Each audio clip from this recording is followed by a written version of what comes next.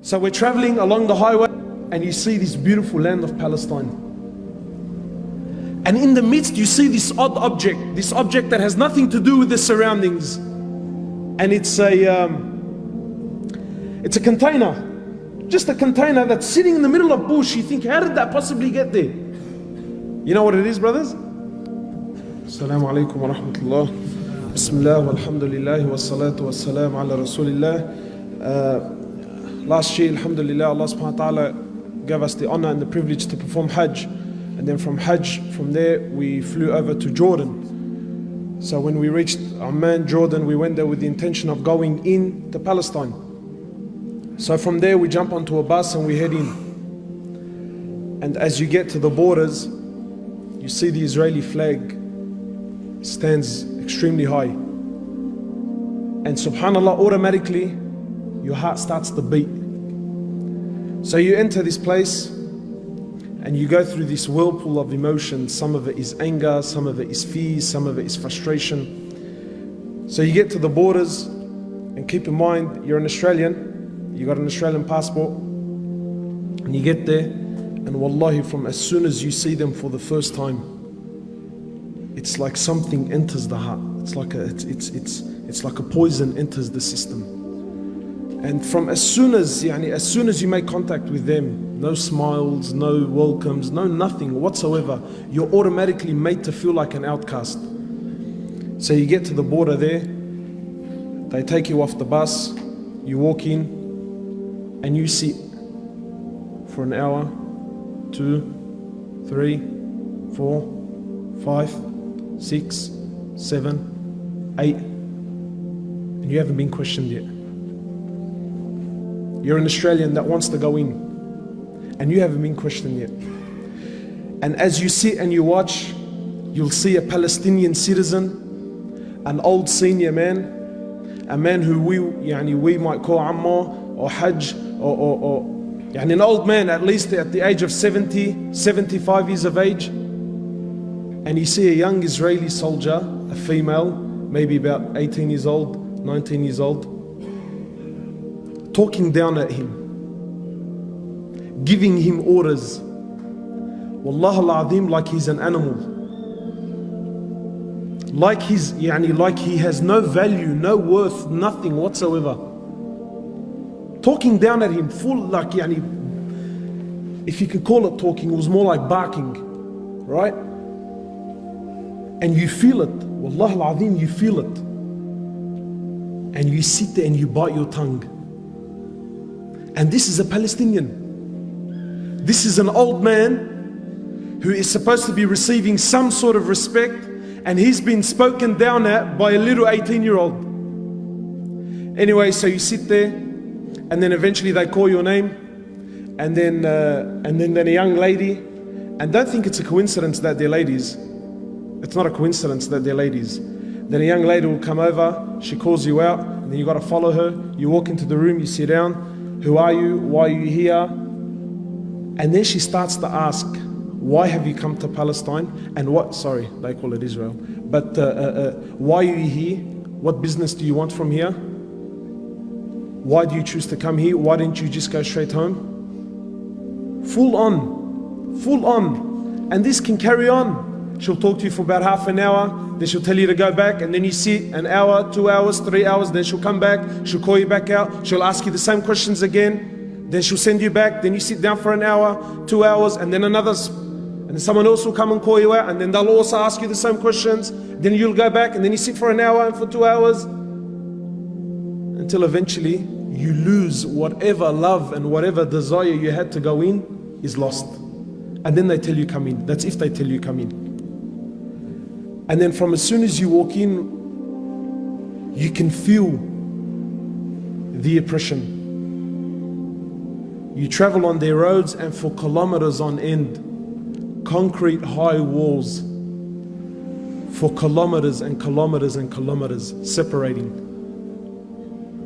And then when you reach their suburbs, the concrete walls, they start to have paint and artwork so that it doesn't look as intimidating. And then you get there, and then you want to enter the Quds, the holy mosque. and it's surrounded by Israeli soldiers. So you come to walk in, you got to show your passport, proof of ID, and there's a man there, an Israeli, holding a fully automatic weapon, and I need to justify myself to him to why I need to enter the Masjid of Allah.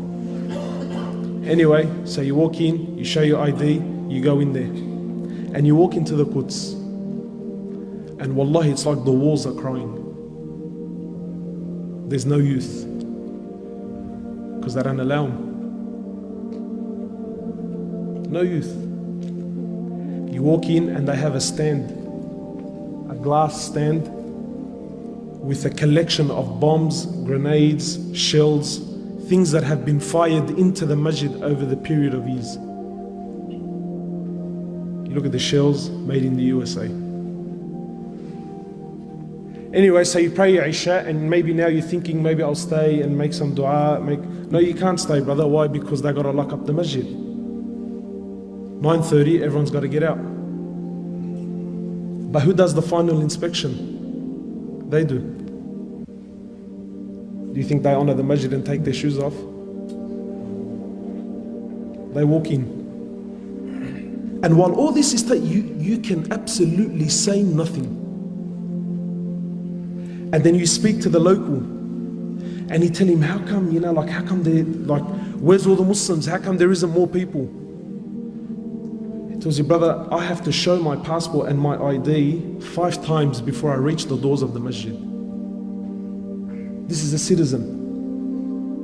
He has to show his ID and his passport 5 times before he can reach the masjid. And if he forgets it, so let's just say he's forgotten, right? He can get charged. He falls into harm. You imagine, in this country, you cannot travel from Lakemba to Darwich. Say from Lakemba to Darwich. You get stopped twice. This is for the citizen, never mind the tourist. The citizen, his own country, he gets stopped twice. And twice he has to stop, prove who he is, get out of the car. If his wife is with him, she also has to get out of the car. The car's got to get inspected. Every single day. And if this brother has to go to Darwich twice, 3 times, 4 times, it's the same guard. He's seen him the first time. He's seen him a couple of hours ago. Him, his wife, his kids have to get out of the car and they have to inspect. But it gets worse. It gets worse. So we're traveling along the highway and you see this beautiful land of Palestine. And in the midst you see this odd object, this object that has nothing to do with the surroundings. And it's a container. Just a container that's sitting in the middle of bush. You think, how did that possibly get there? You know what it is, brothers? It's Palestinian land that some Jewish person puts his container on there, but it doesn't do anything. And it sits for a month, 2, 3, a year, 2 years, until it becomes normal to you. Until the Palestinians no longer question the container. And then what does he do? He builds a house there. It's become his land. And you see these little containers everywhere. And you see these little containers everywhere. My time is almost up. I'll share just a few things with you. When we went to Masjid al-Khalil, that's where our Prophet Ibrahim alayhi salatu wasalam is buried. This isn't, I'm not trying to put spices here. This is history, you can look it up. Masjid al-Khalil was a masjid that belongs to the Muslims. In 1994, Salat al-Fajr, the Muslims were there praying Salat al-Fajr. A Jew from the States, a doctor, walks in and opens fire to the Muslims that were praying. While in sujood, kills 30 and wounds 125. So what do you think happened? I'll tell you what happened. They closed off the mosque. They made an investigation. You know what the result of the investigation was? They turned half of it into a synagogue. And this, whatever you want to call him, his grave became a shrine. And extremist Jews used to go there and make pilgrimage at his grave. A hero. You know, my brothers, wallahi, when you visit Palestine, it's not like hearing about it and seeing it on TV. You see the oppression in the eyes of the Muslims. Wallahi, you see it. And you can see in their eyes that they've given hope in the Muslims. Wallahi, there are so many experiences that I wish I could share with you, but my time is short.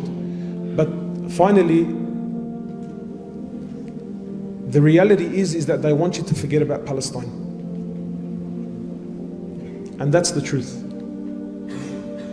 They don't want you, they don't want your money, they don't want your tourism, they want nothing. You and this place needs to finish. And so long as this place is not in the eyes of the Muslims, it's not in the hearts of the Muslims, then for them this is good. Have you ever asked yourself, why is it we know so little about Palestine? I'll end with this. This was a request of the Imam of Masjid al-Quds. He said to me, please go back and tell the youth of Islam to come and visit this place. He said, come and visit. And wallahi, understand that what's happening in Palestine is very real. Very, very, very real. Jazakallah khairan.